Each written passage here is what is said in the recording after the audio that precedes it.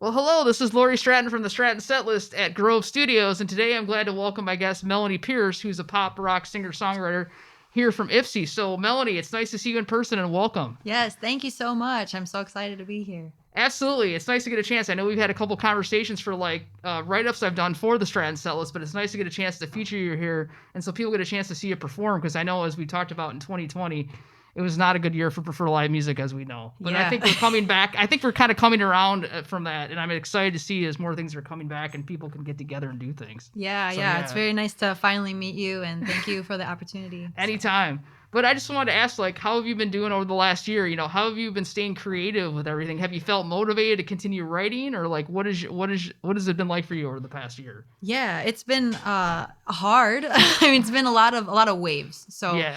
there will be, weeks where I feel really inspired or really oh my gosh, so much is happening in my imagination with songwriting and stuff like that. And then there will be other weeks where I'm just exhausted and can't even think about anything. I'm just I need to zone out as much as I can and heal and stuff like that. So yeah, kind of all over the place, but still writing. Good. Bottom line is still writing stuff. It's just been a little bit more challenging. Yeah, well, I can imagine it. And when I've talked to a lot of artists, they've said they either felt really motivated or they're like, I just didn't have anything in me to write at all. Yeah. I just needed a break. Yeah. Yeah. I've had, like I said, it's been waves of both. Good. So, yeah. Yeah, and as you've kind of had this time to kind of reflect and work on your music, is there anything you've kind of learned about yourself, when it comes to your songwriting or just your, kind of your creativity during this period? Yeah, I am pretty hard on myself in terms of songwriting. I'll write something and I'll think it's really cool for a minute, and then I'll be like, wait a sec, this sucks. And I'll wanna redo it or do it better or whatever, and just push. But through this time in particular, I've gotten better at not pushing so hard, and it's been way better. It's been so much cooler. So yeah, I've enjoyed learning that, and then having the chance to really hone in and practice. Oh, good. Yeah, I'm like I said, I'm hard on myself all the time about things. I'm my own worst critic. I'll admit that to anybody. Anybody who knows me really well knows that too. Yeah. They'll say that too. Yeah. Lori, stop being so hard on yourself. So I'm going to tell you the same thing. Yeah. Don't be so hard on yourself because you're putting out great music. Oh, thank you. Yeah, it's the things that you focus on. It's nobody even hears that probably. Most likely nobody even is thinking that. No, it's only in our head we hear that kind of stuff. And then we think, oh, somebody's going to read this or hear this and they're going to think this. And they're going to say, no, this is totally awesome. Right. Yeah. Well, thank you. Yeah. Well, and I just want to say you released a new EP, Social Sessions, live at Social Recording Company, which is where I know you've recorded all your tracks that you've released over the past year. Mm-hmm. What was it like to kind of, reimagine those tracks in a live setting with the full band? How did that come about, and what was it like to do that? Yeah, it was so cool. It was so much fun. I was really looking forward to it, and I'm so glad that it's out. To sum up, being alone, being isolated throughout this pandemic and everything, releasing all of the songs originally as these full band, pop, rocky, alternative type songs, and then being alone, all I have is my acoustic guitar, my piano. So this is how I've played them and practiced and stuff like that. So to have been able to kind of reimagine them with my friends, that was so cool. And yeah, I'm happy to share them. So. And now, you met up with you had Jake Rye, Dalton Thomas, Jefferson, Billy. What was it like to you met with them back in February and re-recorded these 4 tracks? Yeah. What was it like? Was it one session and one take, or what was the process like when you're reworking those songs, I should say? Yeah. So the guys were a really big help with they're all crazy talented. It's so cool to play with them and to work with them. And so they understood. We had several phone calls and recordings back, voice memo recordings, texting back and forth of what about this? What about this? So we did that for a little bit. And then we all met up once for a couple hours and just played. Just ran through and re-ran through and kind of solidified all of our ideas, gelled them together, and then we went in, met up at the studio and played through them all. So and so like, what did they help bring to those songs? Like as you've done them in the studio, you worked with Jake, I'm sorry, but like, what do they really help bring to those songs? Like, how did they really help them take them to the next level for you? Yeah, for me, to take them to the next level was really to play them live together, because that's something unfortunately that I'm not super used to. Yes. With everything that's happened in the past year. So that, I think, being together and being able to kind of play off one another, just being in the same room as people for once. Oh my gosh, cool. Yes. And just to play the songs. I mean, they knew the songs, and they picked them up so fast, and could kind of add their own personality to them too, and that was really cool. Well, and what also I liked about it too is that you have video content, so you can go on YouTube and see the same performances that you hear like the audio version of on streaming platforms for social sessions on YouTube. And I know Chris Herman recorded those. So what was it like to have him as the director? Like, how did he kind of help guide your vision for what those performances were going to look like in that format? Yeah, it was awesome to work with him. I had actually wanted to work with him for a long time. He's super busy. I can imagine. Yeah. And so I was really, really very grateful to have him there.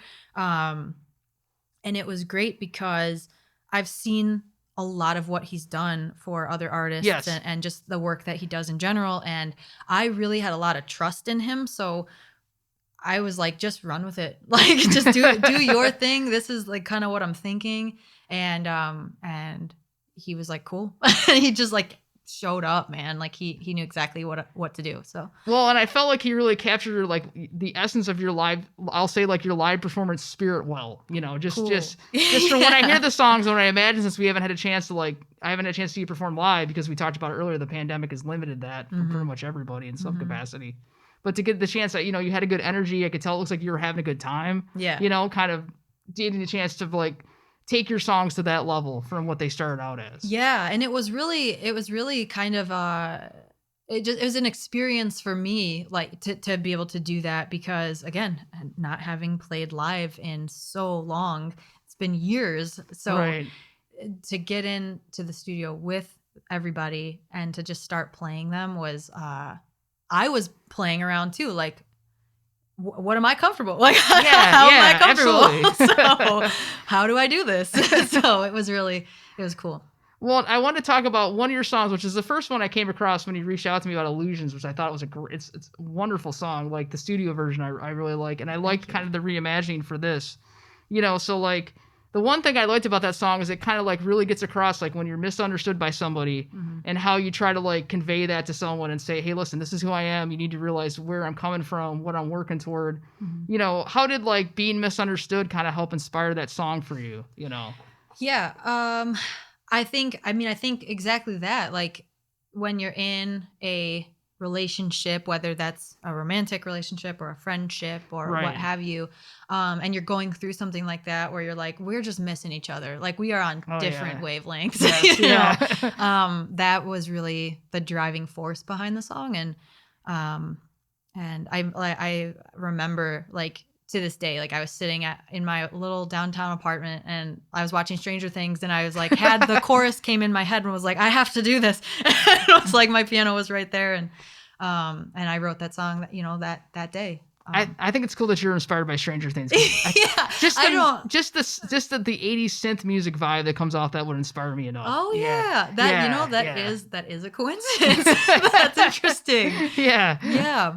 Very cool. But one of my favorite lines from your song, painted words on paper thin walls. To me, that line is so vivid. And as I've told a lot of other artists, I really like when they have when they bring a sense of vivid imagery through their words, How did that lyric kind of like, was that, if I understand, was that one of the ones that kind of like really first popped into your head for the song? Yeah. I was sitting on the couch and I like the melody and those words came, and sometimes it's like, you don't even know where it comes from. And and then you got to like process that later. You're like, wait, what was I thinking about? Like what was happening within me that came out? But yeah, I was sitting on the couch and had that painted words on paper. Yeah. And I was like, oh, that's pretty cool. It is cool. Yeah. And, to what that line means to me, hindsight and actually like processing through like how does that make me feel? was really like you're trying really hard to leave a mark or to make a connection or kind of force something a little bit. Yes. Yes. But the walls are paper thin, and so it doesn't really Doesn't work or it work. doesn't Yeah. last, or so that's what that means.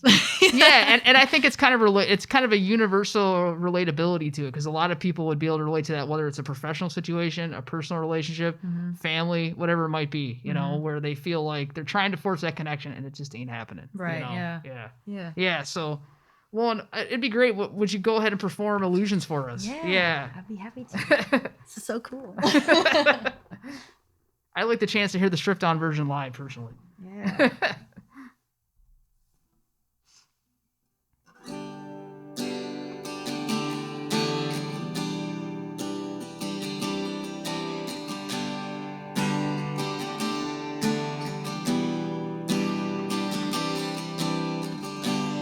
I thought I figured it out, wide-eyed, I mapped it out, but you say I'm too difficult.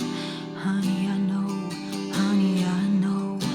and I tried to pull back, quiet the noise inside my head, but you say it's too difficult. Honey, I know, honey, I'll never let this go. And I wanted so bad to believe these illusions in my head were the real thing.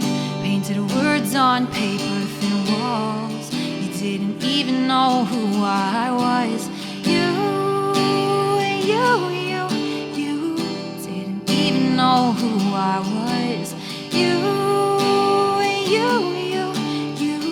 didn't even know who I was. And I saw your eyes telling lies, beautiful stories of bad times. And maybe there was a part of me that knew all along that this was wrong.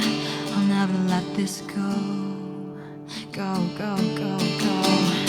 And I wanted so bad to believe these illusions in my head were the real thing. Painted words on paper, thin walls. You didn't even know who I was. You didn't even know who I was. You didn't even know who I was. If I open my eyes, will I wake up? If I throw up tonight, will that make up for all of the lies that you fed me over and over again? I wanna wake up, why can't I wake up? Please let me wake up.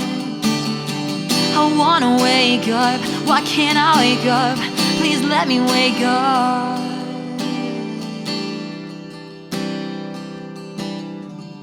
And I wanted so bad to believe these illusions in my head were the real thing. Painted words on paper, thin walls. All this time you watched me fall apart. You didn't even know who I was. You didn't even know who I was. Nice. Thank you. Love that version of it. Thank you so much. And that's such an empowering song, you know, like just realizing like I'm making a change and like I'm gonna be me and I'm just gonna go do it. And that was the vibe. Totally got it. Yeah. Yeah, thank you so much. Yeah, I love those songs that just give you, like, I've said this many times, that like give you that sense of hope, or like that sense of like I don't know, drive to just move forward and keep doing what you want to do. Yeah. So, Yeah. So thanks, that's inspired me, is what it is. Thank you so much. That means a lot. That's very cool. Well, and I want to ask you too, so on Social Sessions you do a really sweet cover of like Taylor Swift's Out of the Woods, because I'm a big fan of Taylor Swift. I've loved her music for a long time. Yeah. I love Folklore and Evermore. I'm so happy she won a Grammy. She deserves it. Yeah. That collaboration she did with Jack Antonoff and like Aaron Dessner is fantastic. Like, love both albums. I know Out of the Woods is not from those, obviously, but just wanted to say, what is it about Taylor Swift that has inspired you as like an artist and a songwriter and a musician? Yeah, I mean, I think a huge part of it is the time in my life when she became Taylor Swift and was just, she's always been this giant force in the music industry. And I've always had a soft spot for her, for sure. I mean, she writes songs that are very relatable and really hit you in a certain way, and she's monster talented. So it's I pretty much love everything she does. She's kind of one of those artists, and just watching her kind of overcome her own struggles, and everybody's path is different, everybody's story is different, and it's just been like nonstop fandom. No, I hear you. I totally, she's an inspiration to so many people I've talked to, and I like I said, her music's highly relatable, the lyrics, the stories, but she personalizes them, which has her own take on it. But yet you could kind of do your own interpretation of how it affects you in your life. Right. Yeah, I love her songwriting. She's a great storyteller. Yes. She can, the way that I would actually. You know what I would love to do? Is I would love to see how her songs progress. From the journal entry absolutely to recentering and refocusing and rewording things to get the subject matter into the center of the song. Like, that would just be so cool to see, just to see her work, and just be like, wow. I mean, we get to hear the end product. It's amazing. That's like my one thing I'd love to see with any artist is the how they put it together, because not being a musician or songwriter myself, it's always like this mystical process. I know it's probably really not, but like you say, ooh, where do they get the inspiration? And do they have like you said, do they have a journal? And how does it go from like the paper to music and then to the studio, just like, I've always loved that whole process has always fascinated me. Yeah. So yeah. And what is it about Out of the Woods that made you want to cover that one? Of all the stuff in her extensive catalog, is there something special about that track to you in particular? Yeah, that song was, I played it actually a lot during the pandemic. Nice, yeah. On like Instagram Live. Yeah, okay. Live performances here and there, just hopping on. I don't even like to call them, they are performances technically, but just like hanging out in my living room. Yes. And I was like, let's turn the live on yes. and see what happens. I don't know. So did that several times. I did actually almost scheduled last year in the early summer. Was doing that a lot, and I would play that song almost every day, because going through everything that we've gone through, Out of the Woods was super symbolic to me in terms of are we almost done with this? Are we in the clear yet?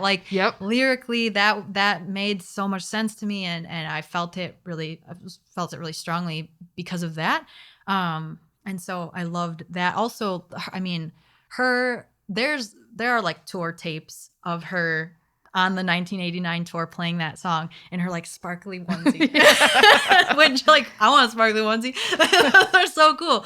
But there's these tour tapes of her playing that song, and her vocals there just she goes off, and it's it's this incredible performance. Something that I've gone back to that specific, you can watch it on YouTube. Yes. You can watch it in different places. Just gone back again and again, and it's just so inspiring to see the crowd and everybody singing it, and then she just goes wild with the vocals, and it's so good. So now, did you get a chance to see her live when she came to Ford Field in the past? Because I saw her the last couple of tours, and it was as monstrous as that place is to see someone. She did a really awesome job with her live set. Yeah, I did. I got to see the 1989 tour. Nice. Yeah, that was the only one I've gotten to see of her so far. It was incredible.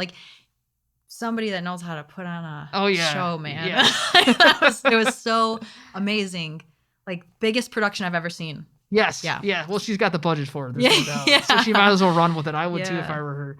Yeah. I was actually going to go see, I had tickets and everything out in Colorado to go see her Reputation tour. Yes. Yeah. And that was in 2018. But then. And that's the last one that I went to. Yeah. And I was so bummed. I actually got in a really bad car accident at the week before the concert. Man. Yeah. So I couldn't go.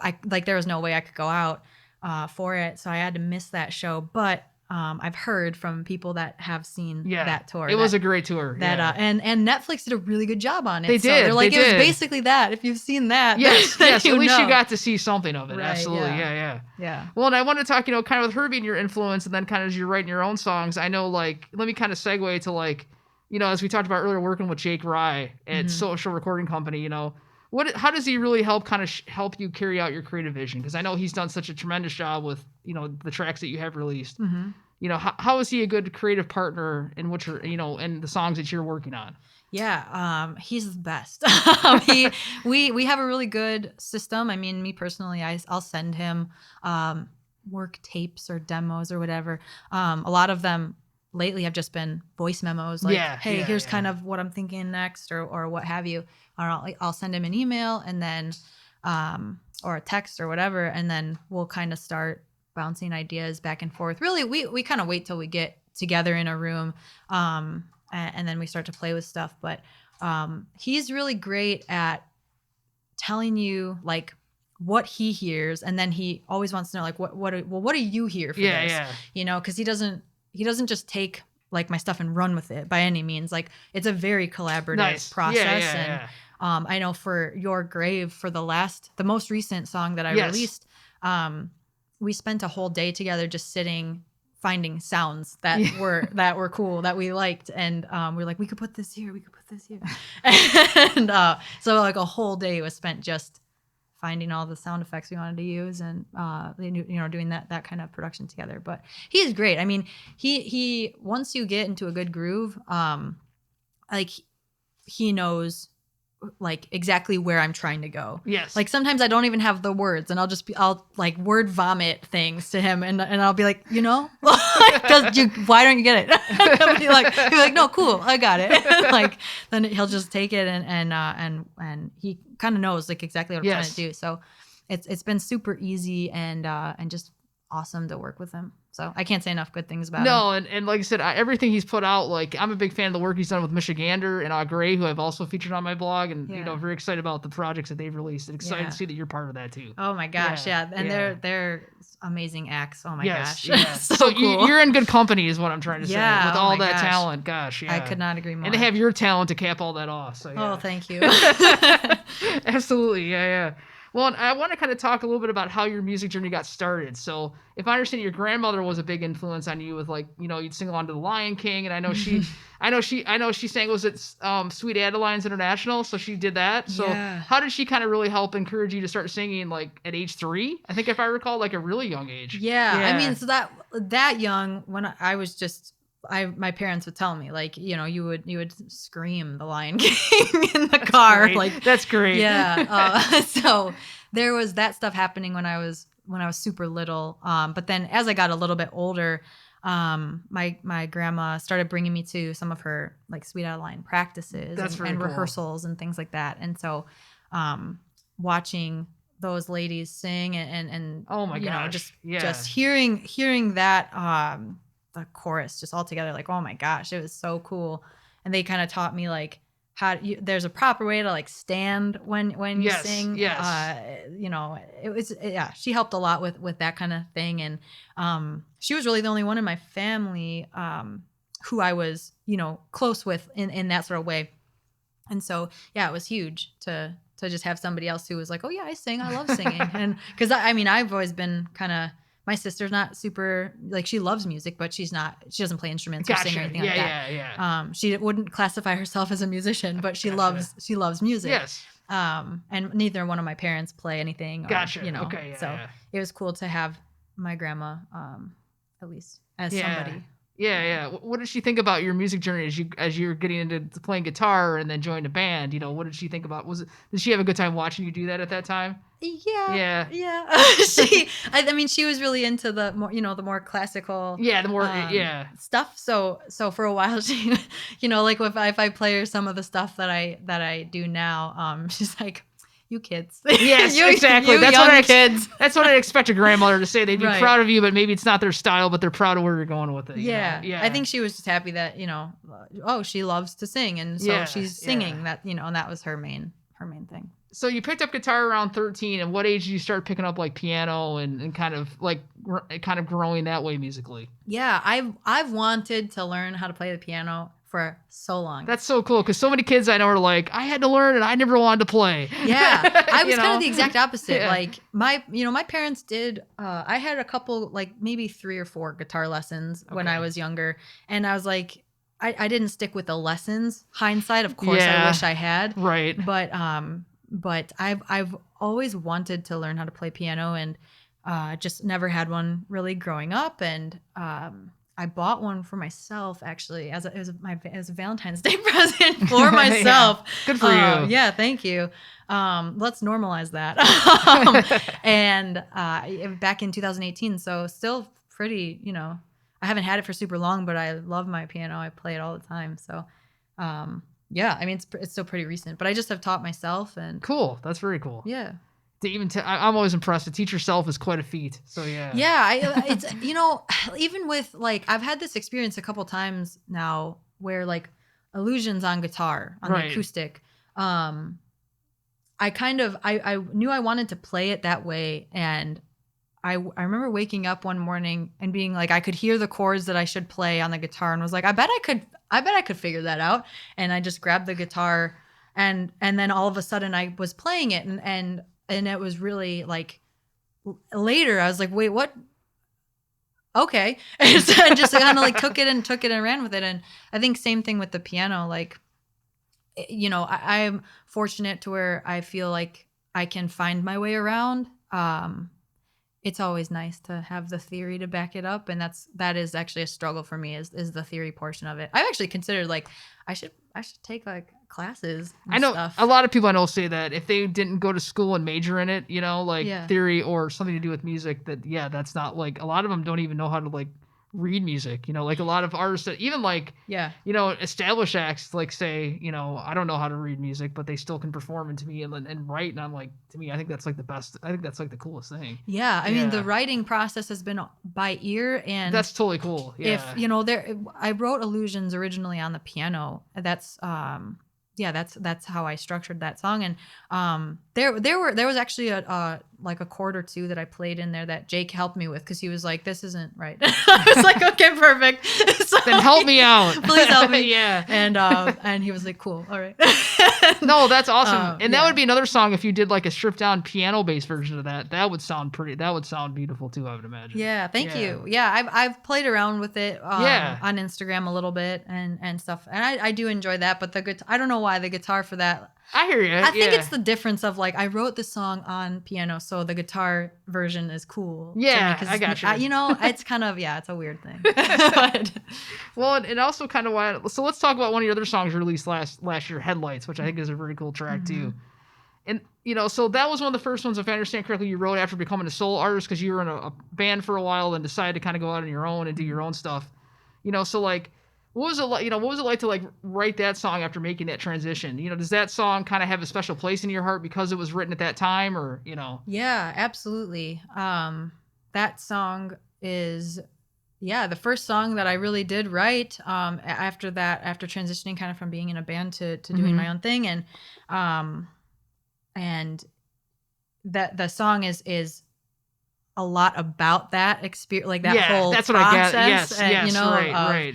Just feeling sad and like I didn't want the band to end and and stuff like that. It was a hard break. It wasn't. It was really it sucked. But so that song holds a lot of meaning because of that, and kind of what it symbolizes to me. So and so like separate from like the band experience you had, when I hear that song as a listener, like I see it as like maybe a past relationship inspired the track. Like. And like maybe there's like red flags you got to watch for when something might not be working out right, and acknowledging those gut feelings in that situation, whether it's a romantic relationship, professional, or family, or whatever it might be, you know. And I don't know if that kind of also kind of funneled into that song as you're writing that, or if that's kind of what you had in mind for people to take away from it when they heard it, whatever that relationship is, Yeah, absolutely. You nailed it. Yep. Well, and we'd love to hear that one too if you want to perform that one. Yeah. Sounds good.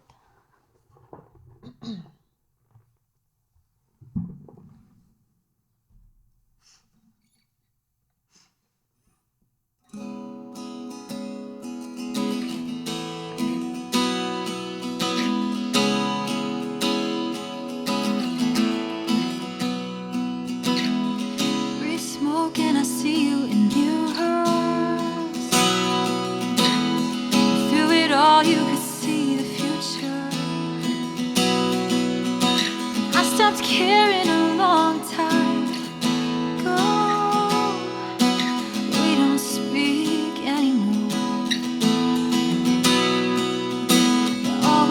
blood, they'll always be fire.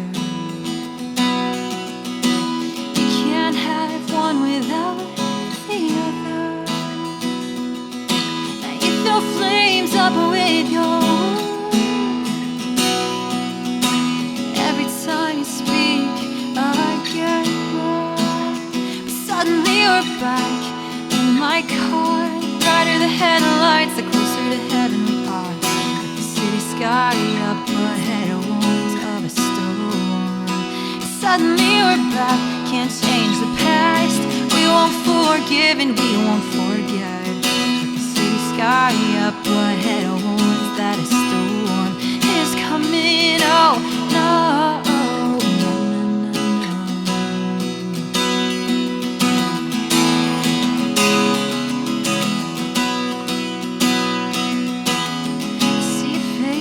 Back out the driveway.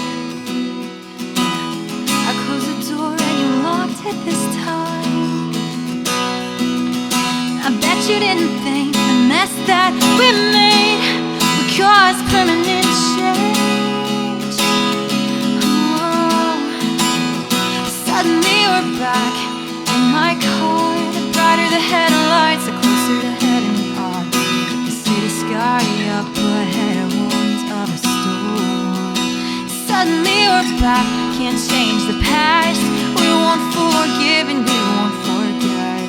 But the city sky up ahead warns that a storm is coming. Oh no.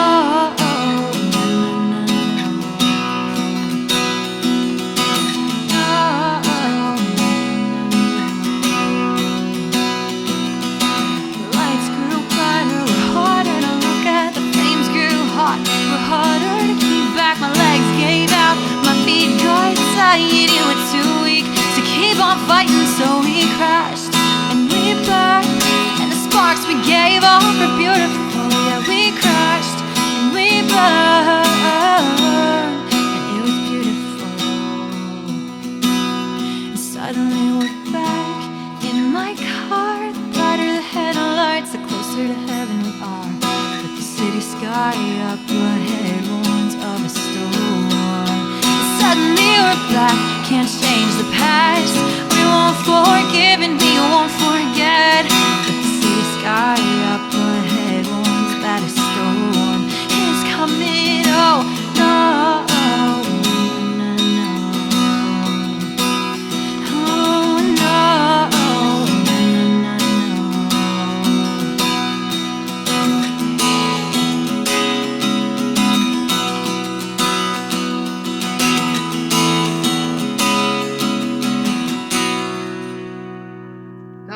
Nice version of that too, yeah. Thank you. Big fan of that track too.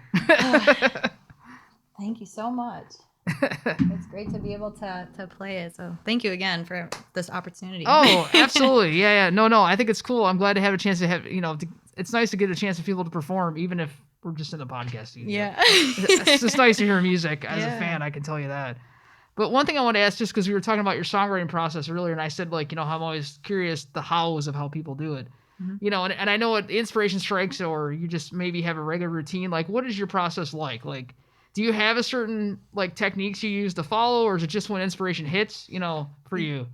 I was for a while. It's interesting. For me, it's always kind of different. Okay, yeah. There's no one set way that I write. Sometimes it starts off as voice journaling. Okay. I did that a lot last year. Yeah. And stuff will kind of happen there, and then I'll listen back to a line or mm-hmm. something that I'll mm-hmm. say, in that will just stick with me, and I'll try to draw on that. Or I'm actually writing in a journal, type situation. Yeah. And kind of similar vibe. But honestly, I'd say my favorite songs, that style for me lately has felt more like work and doesn't really feel as creative as if my favorite songs that I've ever written, the ones that I think have the most potential, or that are, in my opinion, the best that I have, just hit me out of nowhere. Yeah, I can see that. That Illusion song. I've written a couple songs like in the bathroom at work, Wherever it hits. And just like little lines will not like sitting writing a whole song, obviously, but like a line will strike me and I'll be like, whoa, okay, cool. And then I'll record it real quick and then I'll go home and I work on it actually. But yeah, just it kind of, those are my favorite and they feel the most creative and authentic.